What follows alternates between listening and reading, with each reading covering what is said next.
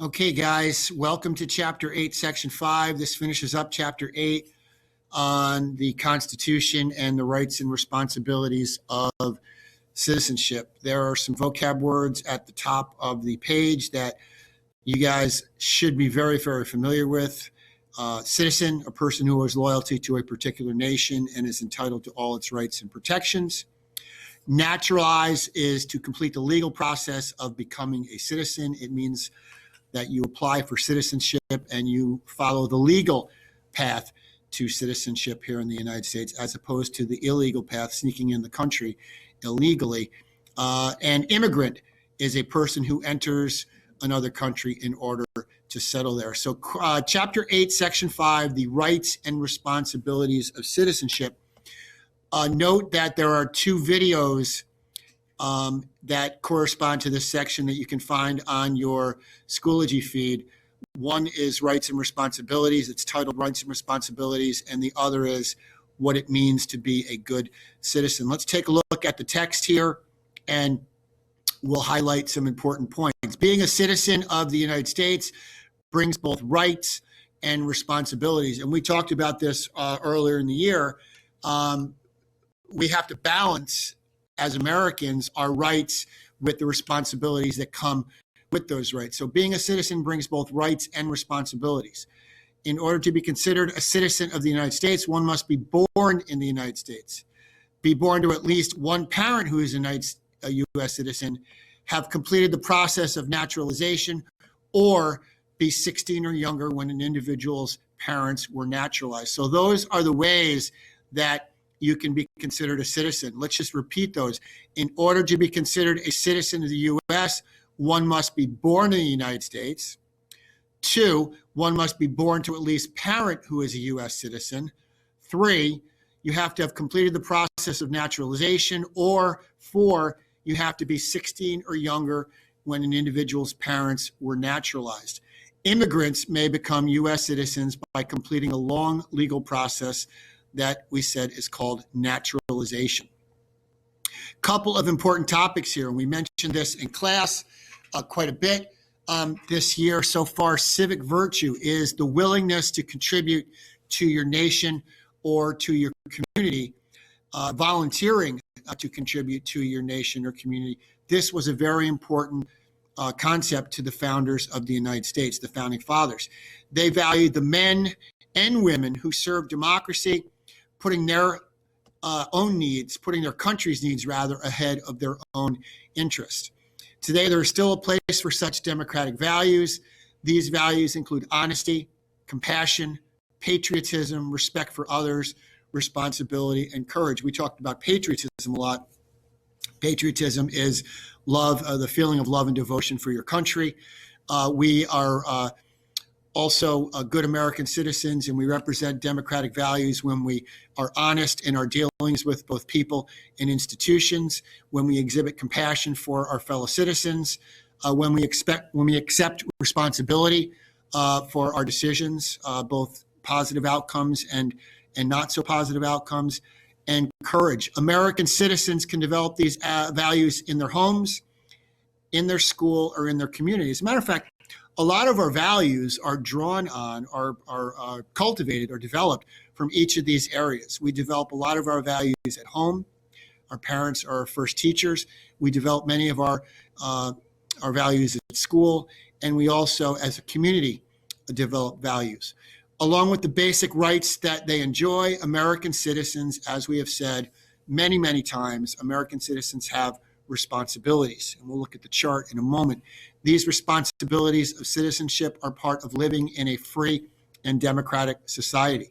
You cannot live in a society, ladies and gentlemen, in which you have rights but no responsibilities. With every right we enjoy and that we benefit from as an American citizen, we also have an equal amount of responsibility that comes in exercising those rights properly. Okay? We have a right and a responsibility to exercise rights properly. Citizens have the responsibility of obeying laws and respecting the rights of others, even and especially when we don't agree with other people. Citizens have the responsibilities of obeying the law and respecting the rights of others. Some other important responsibilities are voting and appearing, as we say, for jury duty. So the responsibilities of citizenship, as pointed out in our chart down below here, one responsibility is serving on a jury when called. We talked about a great deal in class, or we will talk a great deal in class about the obligation to serve on a jury when called. We cannot provide a fast and fair trial, a speedy and fair trial to our fellow citizens unless Americans are willing to accept the responsibility of serving on a jury when called. Also, a very, very vital responsibility of American citizenship is voting, taking advantage of your right to vote, and not only voting, but voting informed, okay? Voting informed. Another responsibility is keeping informed about the national and community issues. And one of the things that you can do while you are learning outside of the school environment for the next couple of weeks is to make sure that you are informed and you stay informed about ways you can limit and prevent the spread of the coronavirus, the virus that we're missing time in the classroom for these next couple of weeks. Keep informed about the national and important community issues. Also, keep informed about the presidential election that is going to take place in November of this year. Another responsibility of citizenship, moving left to right, is obeying the laws and respecting the rights of others. Another is volunteering your time and your skills to help others and to improve your community. Volunteering is an absolutely vital and necessary component of a successful and a positive community and a positive society. Without volunteering, without people giving their time, their talents, and their treasures to help others, our community and indeed our country would not be anywhere as near as successful and as compassionate as we are today as Americans. And finally, another responsibility of citizenship is helping to defend our nation when called. Now, we do not have a military draft at this time, but there have been times in our nation's history when men and women have responded to the call to service in the military when their country was in need. One of the ways that we can do that now is to make sure that we register for selective service when we turn within 6 months of turning age 18, to make sure if the military is something that we're interested in about joining when we become of age at age 18, that we do our homework and we do our research on which branch of the military would best suit you, and also understand that in a free society, it is up to each and every one of us to play an important role in defending our country, to making sure that we're able to pass on those freedoms from one generation to another. The old saying, freedom isn't free, is very meaningful. Many of your parents and grandparents have served in the military. And one of the things that happens when we volunteer for military service is we're in actuality, we're passing on the torch of freedom from one generation to another. So all these are areas and ways in which we can exhibit responsible citizenship. Looking at the questions down below, these should be answered on a separate sheet of paper or on a Google Doc. Please number them and identify the questions as Chapter 8, Section 5, Rights and Responsibilities of Citizenship.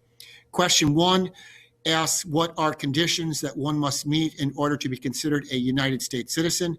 And you can refer to the 4 topics, the 4 areas that we discussed earlier in the reading above.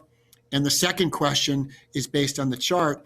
If you help clean up a local park, which responsibility of citizenship would you be exercising? Again, don't forget the 2 videos on your Schoology feed that correspond to this, rights and responsibilities of citizenship and what it means to be a good citizen. Thank you.